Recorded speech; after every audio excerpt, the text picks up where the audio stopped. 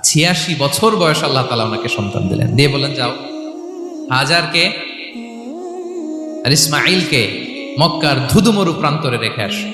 আল্লাহ তাআলা বলতে দেরি, চলে যেতে দেরি নাই, মুহূর্তে উনি রওনা হয়ে গেলেন। সুবহানাল্লাহ পড়বেন না? রেখে আসলেন মক্কার ধুধুমরু প্রান্তরে। এবার আল্লাহ বললেন যাও, রিটার্ন ব্যাক টু প্যালেস্টাইন, প্যালেস্টাইনে চলে যাও। চলে গেলেন, হৃদয়টা ভেঙে খান খান। অনেক বছর পরে আল্লাহ তাআলা আবার অনুমতি দিলেন, যাও এবার ছেলেকে দেখে আসতে পারো, যাও প্যালেস্টাইন থেকে আবার মক্কা যাও। সাইয়েদনা ইব্রাহিম আলাইহিস সালাম প্যালেস্টাইন থেকে আবার ১,৫০০ কিলোমিটার পথ পাড়ি দিয়ে, এখনকার মতো ফ্লাইটে যায় না, গাড়িতেও না, উটে করে। কিসে করে?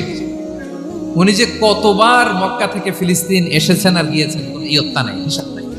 গেলেন, এবার ছেলেটা হাঁটতে পারে, দৌড়াতে পারে, একটু একটু কথা বলতে পারে, আব্বু আব্বু ডাকতে পারে।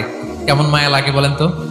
মায়া ভালোবাসায় যখন টইটম্বুর, ঠিক ওই মুহূর্তে আল্লাহ বললেন ছেলেকে জবাই করো, জবাই করো ছেলেকে। আল্লাহ তাআলা বলতে দেরি করেছেন, আল্লাহর আদেশ পালনে 1 সেকেন্ডও তিনি দেরি করেন নাই।